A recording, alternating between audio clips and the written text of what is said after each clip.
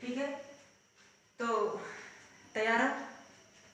Preparation last video का हो गया है क्या? अगर हो गया है तो ये आपके लिए सही है।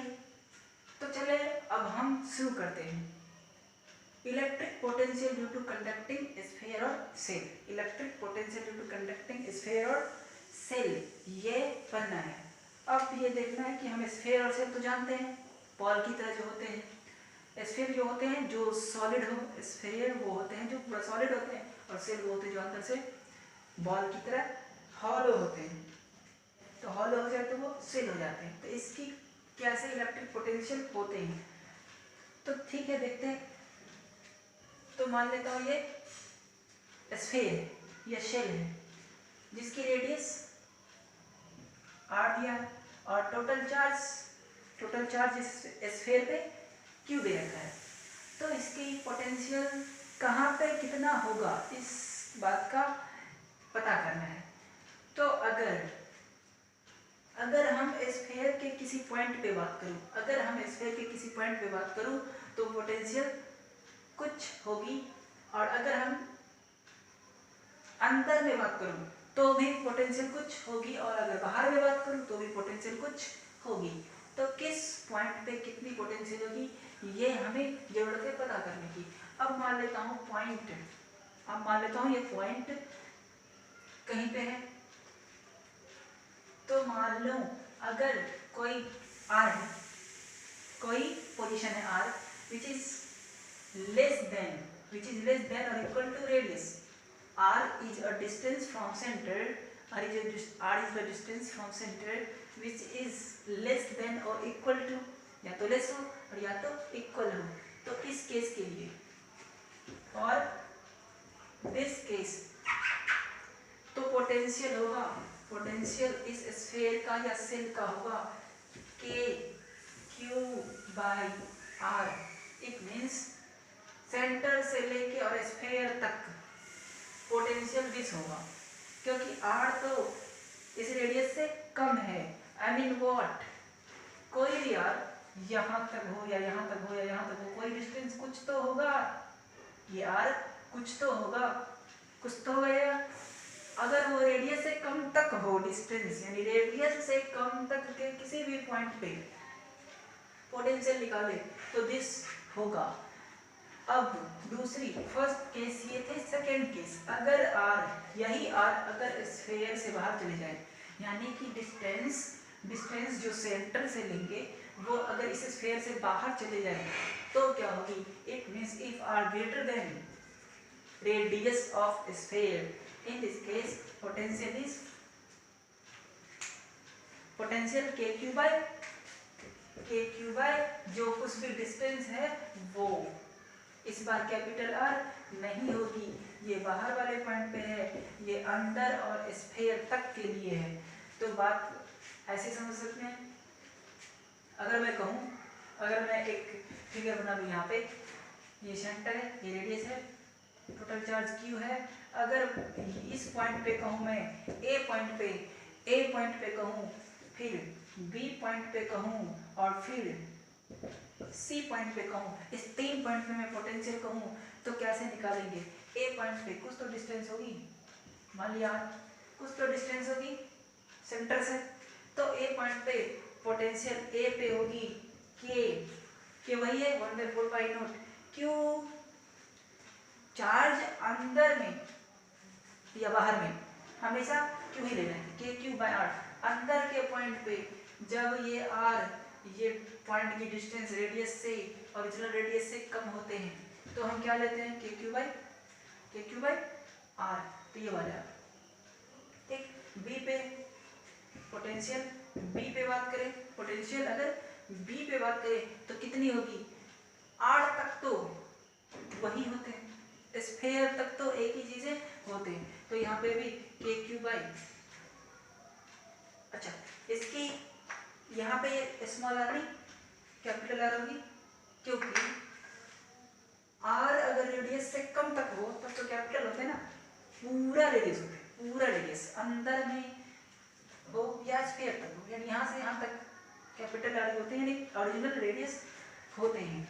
फिर भी स्फेयर पे भी तो वही होना चाहिए, तो स्फेयर पर भी वही होते हैं। लेकिन अगर सी पॉइंट पे बात करें तो VC कितना होगा, पोटेंशियल एट सी VC कितनी होगी, तो KQ बाय इसकी कुछ तो डिस्टेंस होगी, तो इसकी डिस्टेंस मैं मान लेता हूँ x है, x है, तो KQ बाय x होगी, जो कुछ भी डिस्टेंस है वो। यहाँ पर डिस्टेंस r थे बट r नहीं होगा, क्या होगा, टोटल रेडियस होता है। इस तरीके से अंदर में, सरफेस पे और बाहर में तीनों जगह पे कितनी होगी ये हम जान लिए। तो इसे ऐसे ही याद रखना है। इसका मतलब है कि स्फीयर या मतलब हॉलो हो या सॉलिड हो, दोनों ही केस में, सॉलिड मीन्स उसको स्फीयर कहते हैं और हॉलो जब होते हैं तो उसको सेल कहते हैं। तो वो चीज़, ठीक, तो उस केस में पॉइंट चार्ज की तरह एक्ट करते हैं, गौर से देखा जाए, क्योंकि ये फॉर्मूले तो पॉइंट चार्ज की होते हैं। तो पहले इसे समझ लें और नोट कर लें, ठीक है। तो आप समझ गए होंगे कि ये जो सेल होते हैं उसके सेंटर से लेके और सरफेस तक पोटेंशियल कांस्टेंट होते हैं, वो थे KQ by radius of sphere, और बाहर के पॉइंट पे चले तो KQ बाय R होते हैं, that is R is the distance from the centre of that point, ये होते हैं। तो हम इतना समझ लिए। अब हमारे पास एक एग्जांपल है, 3 कॉन्सेंट्रिक स्फीयर है हमारे पास। कॉन्सेंट्रिक मतलब एक ही सेंटर पे है, एक की रेडियस है, इसकी रेडियस है, लेट अस सपोज इसकी रेडियस है A, इसकी रेडियस है, this radius is B and this radius is C, AB C। इस पे नेट चार्ज है QA, इस पे नेट चार्ज है QB और इस पे नेट चार्ज है QC। सबकी रेडियस और सबकी चार्ज दे दिया है। अब हम पूछ रहे हैं कि पोटेंशियल A की कितनी है, पोटेंशियल B की कितनी है और पोटेंशियल C की कितनी है। ये चीज़ें एग्जाम्पल समझो या थ्योरी समझो, जो कुछ भी समझो इसे समझना है। तो अब पोटेंशियल A की कितनी है, तो देखा जाए पोटेंशियल A की ही तो सिर्फ नहीं होगी, यहाँ पे तो 3 स्फीयर है एक साथ या 3 सेल है एक साथ, तो तीनों को एक साथ एक रूल में कैलकुलेशन करके ही VA निकालना है पोटेंशियल A की। तो ठीक, पोटेंशियल A की समझते हैं। A की पोटेंशियल यानी A के सरफेस पे पोटेंशियल तो QA के कारण होगी, QB के कारण होगी और QC के कारण होगी, तीनों चार्ज के कारण होगी, मींस तीनों स्फीयर के कारण होगी, ठीक। तो QA फर्स्ट वाले के कारण कितनी होगी, फर्स्ट वाले स्फीयर के कारण इस पे पोटेंशियल कितनी होती है, KQ/R, नहीं स्फीयर तक तो वही होते हैं जो इसकी रेडियस होते हैं, तो VA हो जाएगा फर्स्ट के कारण, तो KQA बाय इसकी रेडियस।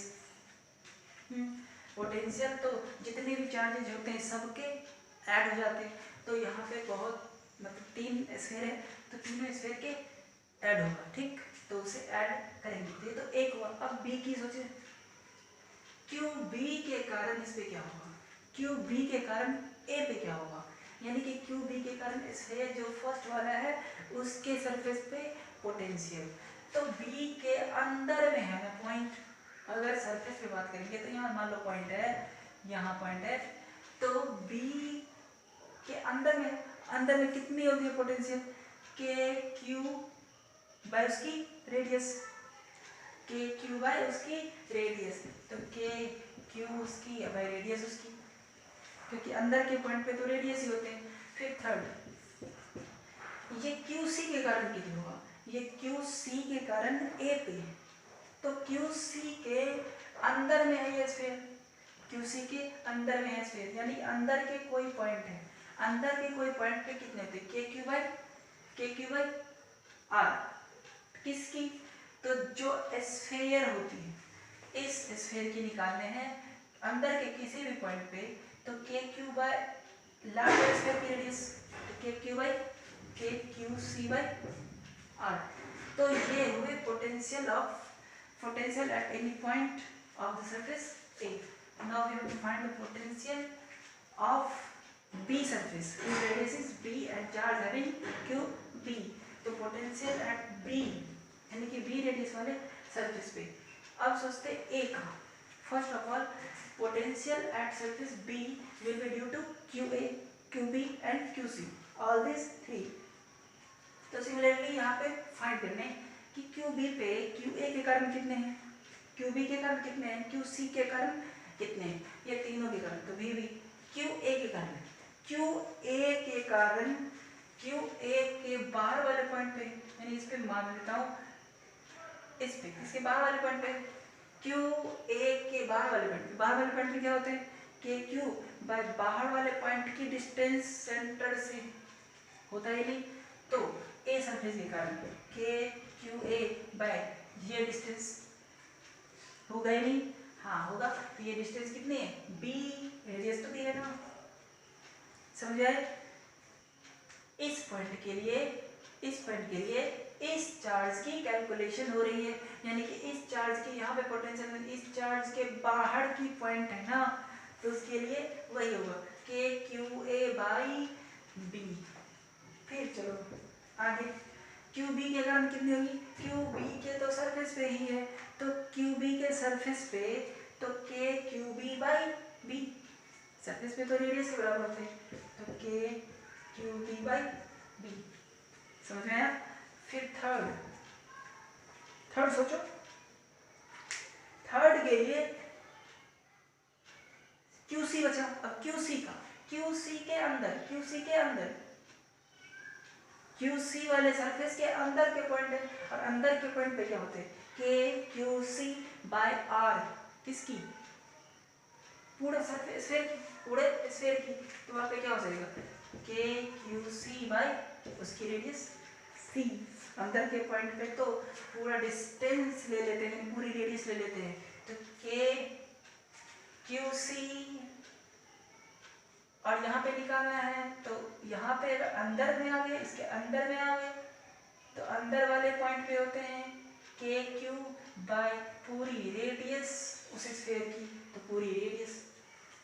तो ये चीजें आगे BA BB। अब BC सोचो जरा, खुद भी सोचो, तो BC कितना होगा BC, ठीक। अब BC को देखें, फिर QA के कारण देखो, तो QA का बाहर वाला पॉइंट है, QA के बाहर वाले पॉइंट है, तो बाहर वाले पॉइंट पे क्या करते हैं QA तो होगा ही, और डिस्टेंस हो जाएगा यहाँ से यहाँ तक में C। फिर QB के भी बाहर का ही पॉइंट है, तो सेंटर से डिस्टेंस लेनी पड़ेगी, नहीं बाहर के पॉइंट पे तो सेंटर से डिस्टेंस लेते हैं, तो QB बाई C। फिर थर्ड देखा जाए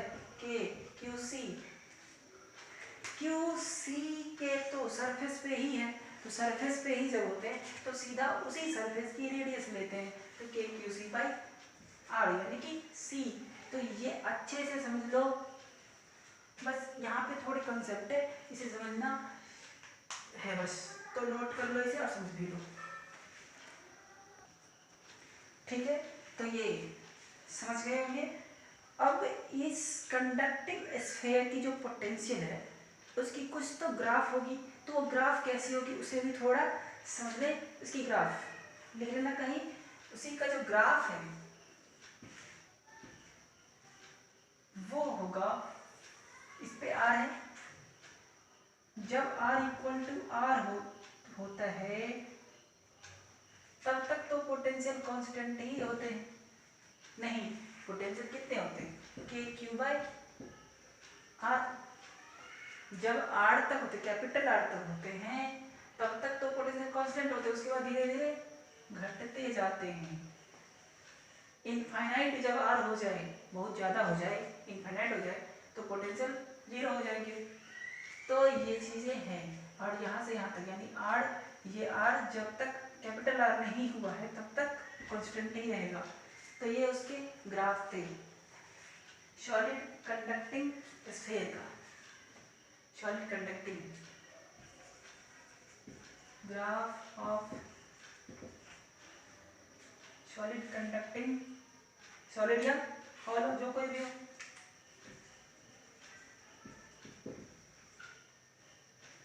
यहाँ सॉलिड हटा दो, ग्राफ ऑफ कंडक्टिंग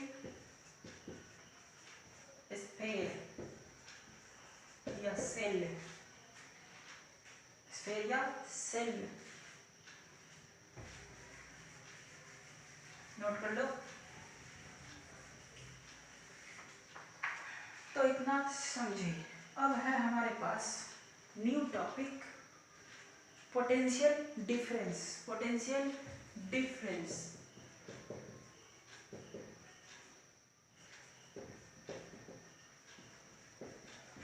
अब ये क्या होते हैं पोटेंशियल डिफरेंस? अगर शॉर्टकट में कहें पीडी डिनोट करते हैं भी से, शॉर्टकट में पीडी कह सकते हैं, डिनोट करते हैं भी से, वही पोटेंशियल की तरह। तो पोटेंशियल डिफरेंस होते क्या है? अब फिर से समझना है, पोटेंशियल से ही रिलेटेड चीजें है, वही पोटेंशियल की ये डिफरेंस है, दो पॉइंट के बीच की पोटेंशियल की डिफरेंस।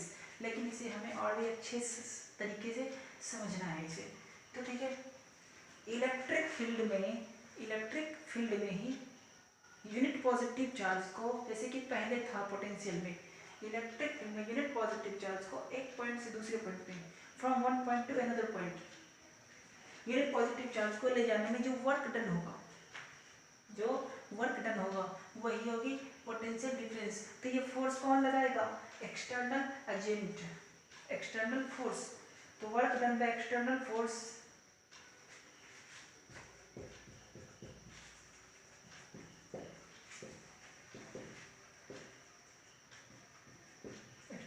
या एक्सटर्नल एजेंट। तो work done external force in moving a unit positive charge, positive है from one point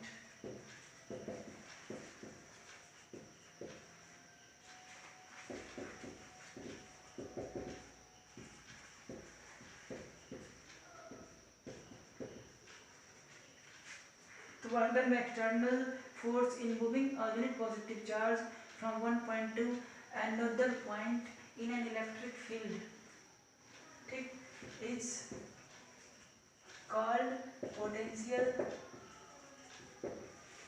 difference। इसी को पोटेंशियल डिफरेंस कहते हैं। याद करो पोटेंशियल में क्या थी? इनफाइनाइट से किसी पॉइंट पे लाए थे। इलेक्ट्रिक फील्ड में ही सेम काम था, लेकिन इस बार इनफाइनाइट से नहीं, इलेक्ट्रिक फील्ड में एक जगह से दूसरी जगह, नज़दीक में ही एक जगह से दूसरी जगह लेके जा रहे हैं। पहला और ये कुछ कुछ सेम है, लेकिन बात वो थी कि उसमें इनफाइनाइट से किसी पॉइंट पे ले जाते थे, इसमें वन पॉइंट से अनदर पॉइंट पे ले जा रहे हैं। तो बात क्या होगी? मैथमेटिकल फॉर्मूले क्या होंगे? Work done from A to B by external force in to move a charge q is potential difference। तो VB माइनस बी है, ठीक, दो पॉइंट है ना, ए और बी, दो पॉइंट है ए और बी, दैट्स वाई। अब VB माइनस बी है क्यों? VB माइनस बी है ही क्यों? क्योंकि कहाँ से कहाँ लेके चार्ज जा रहा है? चार्ज लेके जा रहा है ए से बी पे, वर्क क्या जा रहा है ए से बी, वर्क क्या जा रहा है ए से बी, इस चार्ज को लेके, जब यूनिट पॉजिटिव चार्ज वाला है, एक्सटर्नल फोर्स वर्क कर रहा है, तो जहाँ पे जाता है वहाँ पोटेंशियल ज़्यादा होता है, तो पहले ज़्यादा कम वाला, तो जहाँ पे जाएगा, अगर मैं बी से ए कर दूँ तो ए पे ज़्यादा होगा, तो भी ए माइनस भी बी हो जाएगा। तो ये चीज़ें हैं यहाँ पे, बाकी कुछ नहीं।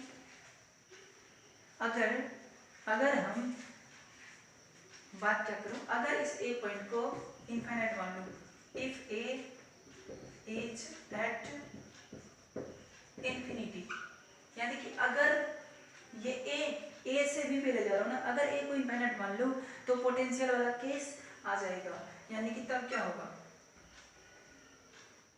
वर्क ए से बी एक्सटर्नल एजेंट के द्वारा किसी चार्ज क्यू को, तो भी बी माइनस बी होगा या नहीं?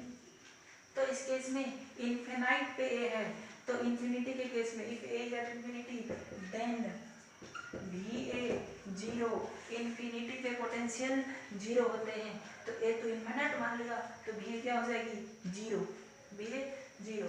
तो work done from infinity to a point B by external force in moving a charge q bb minus B is zero. एक ही पॉइंट बचा, तो इसको क्यों ना हटा दिया जाए, सीधा सीधा इसको वर्क लिख लेता हूँ, किसका, एक्सटर्नल फोर्स का, किसको लाने में, क्यू चार्ज को लाने में, भी माइनस जीरो।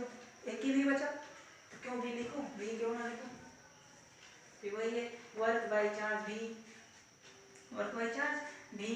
हम यहाँ से और भी लिख सकते हैं, यहाँ से अगर मैं चाहूँ तो इसको, ये तो एक्सप्लेनेशन है ना, है तो ये work. So work by charge V B minus B A, ये भी कर सकते हैं, work by charge V B minus B A.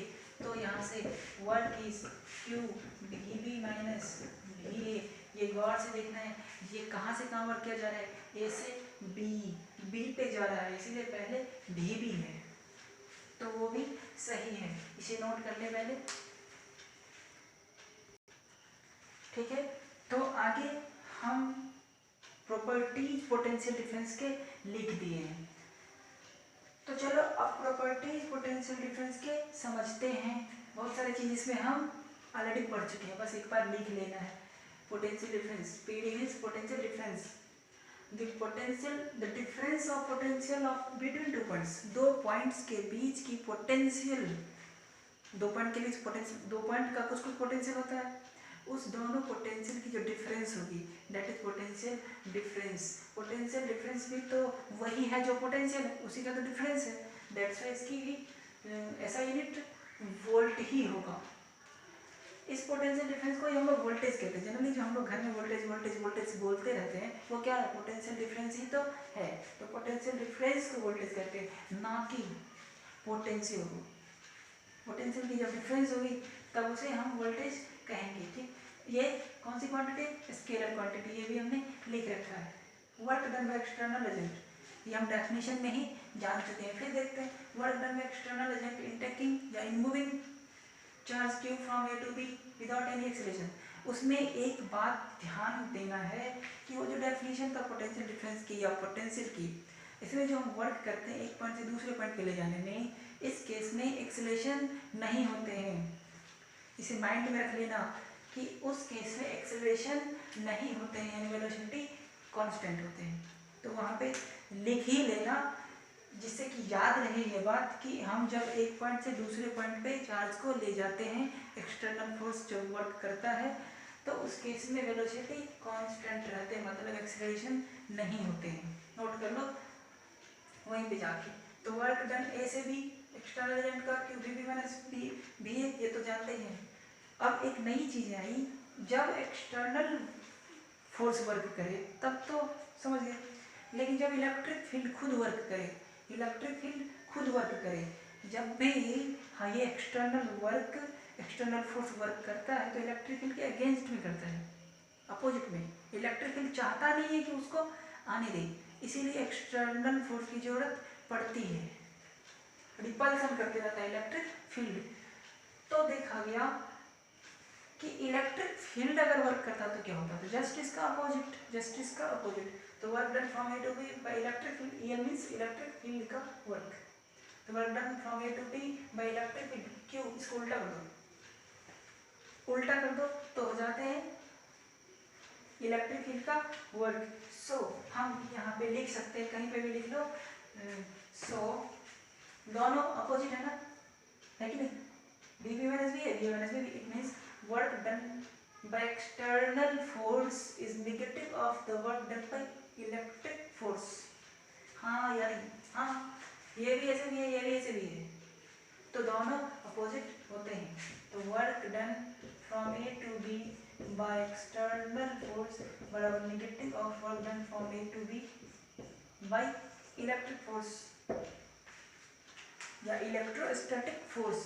तो वो लिख लेना है कहीं पे, इसको भी उसी के जस्ट बगल में लिख लो, क्योंकि दोनों एक दूसरे के अपोजिट है। Potential difference between two point, reference point के मतलब रेफरेंस पॉइंट पे डिपेंड नहीं करता, इंडिपेंडेंट होता है। रेफरेंस पॉइंट मतलब क्या, कि हम ये जो ए से बी ले जा रहे हैं तो उस चार्ज को कहीं ना कहीं से तो लाया होगा ना, उस दोनों चार्ज को।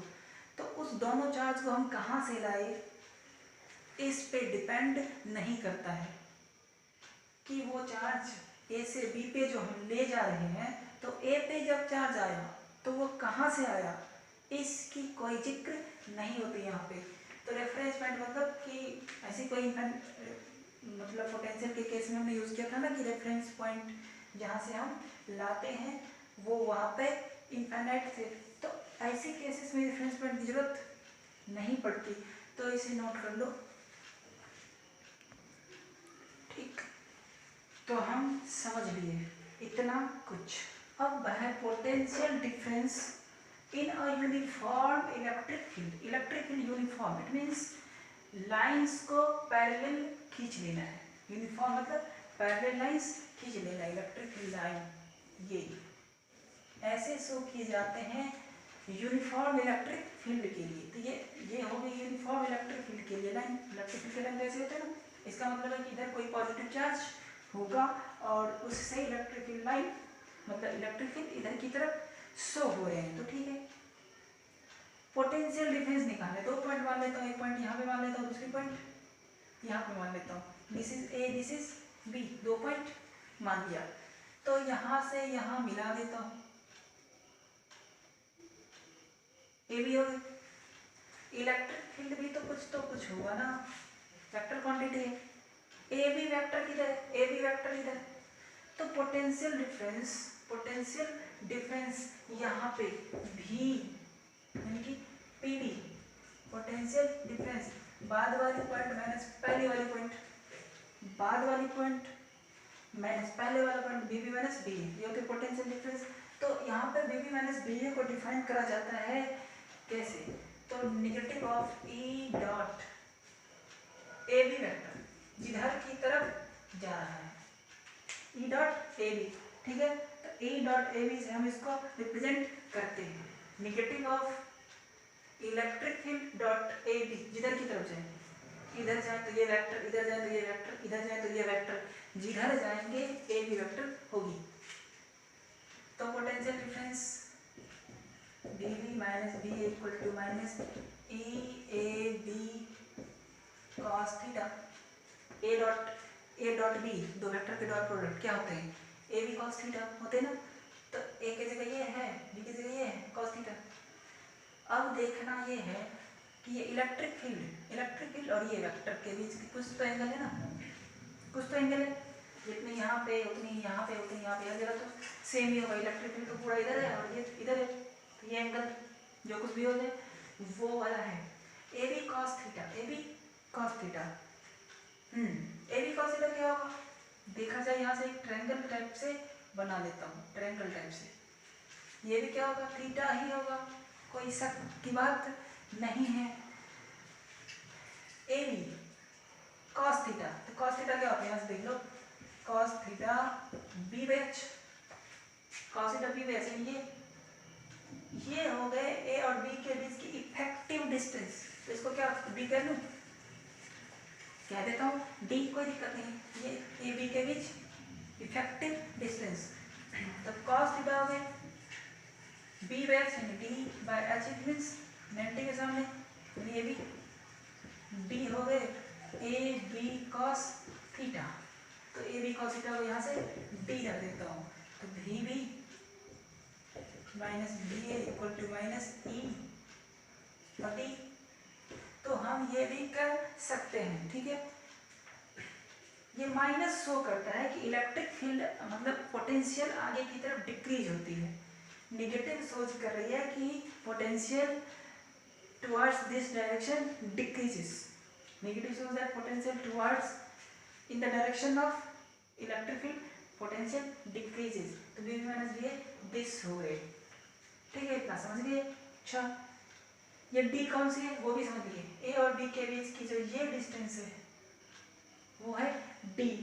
तो भी बी माइनस बी ए ई डी, चलो बहुत बढ़िया। अब मान लो अगर डी, इसका ऐसे भी लिख सकते हैं ना, change in potential delta we, इसको ये भी चेंज इन कुछ हो सकते हैं, डेल्टा डी मान लो अगर चेंज इन कुछ हो सकता है तो उसको हम माइनस लगा देता हूँ इधर, तो ये ई ऐसे भी लिख सकते हैं, ऐसे भी लिख सकते हैं इसको, या नहीं तो इसको और स्मॉल करें तो minus D V by D R बराबर ई, ये भी कर सकते हैं। इसको और स्मॉल करते हैं तो डी आता है, डिफ्रेंसिएशन हो रहा है, तो D V by D R negative, तो ये भी हो सकता है। तो इतना पहले नोट कर लें, ठीक। तो इसके आगे चलते हैं, स्पेशल केसेस कुछ बनाते हैं। तो स्पेशल केसेस में क्या बनेगा, तो देखा जाए कि यहाँ पे हम थीटा को चेंज कर सकते हैं, थीटा को चेंज कर सकते हैं। अगर ये थीटा 0 हो, it means A B vector is in this direction, तो अगर ये थीटा 0 हो तो बी बी माइनस बी क्या होगा, case first when theta equal to 0 degree, then V B minus B A should be equal to minus E, ठीक। A B की जो लेंथ है वो ये लेंथ है, इसकी मैग्नीट्यूड लगा सकता हूँ, मॉडुलस लगा लो, ये जो कुछ भी ए बी की ये लेंथ है,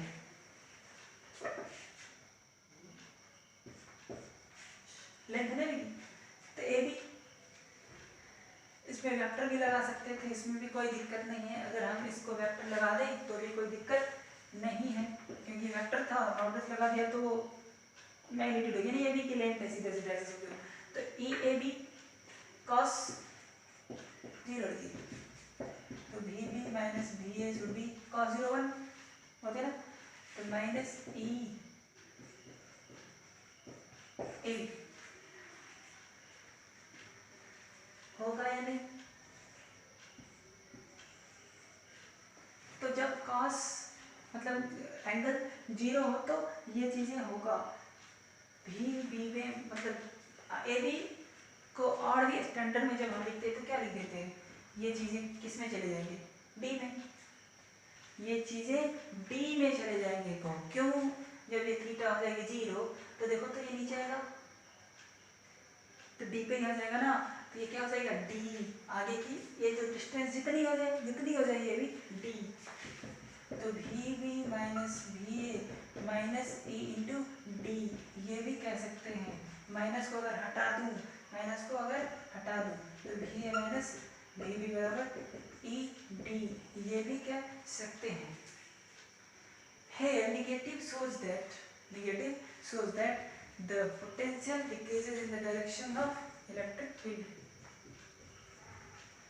So उसके बाद लिखना है, उस लाइन के बाद negative shows that the potential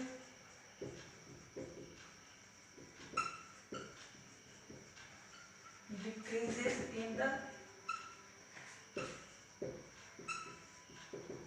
direction of electric field, electric field के डायरेक्शन में पोटेंशियल डिक्रीज होती है। नोट कर लो। एक और केसेस बनाते हैं। Second case,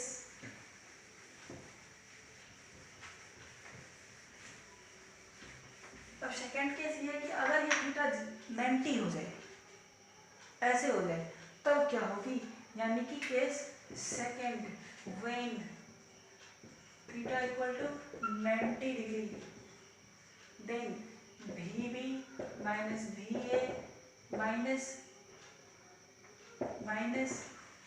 E AB cos 90 degree, cos 90 क्या होते हैं, 0 सब कुछ गया, तो VB माइनस VA 0, सबको 0 कर देगा ना, ED 0 0, तो VA इक्वल टू VB, यानी कि कोई पोटेंशियल चेंज नहीं होते हैं अगर पॉइंट्स फील्ड, इलेक्ट्रिक फील्ड के परपेंडिकुलर हो। इलेक्ट्रिक फील्ड इधर है और पॉइंट्स परपेंडिकुलर हो इलेक्ट्रिक फील्ड के, तो उन पॉइंट्स पे पोटेंशियल सेम होगा। So potentials are same, potentials are same and points which lies on the perpendicular line of electric field. So potential are same at points which lies on perpendicular line of an electric field.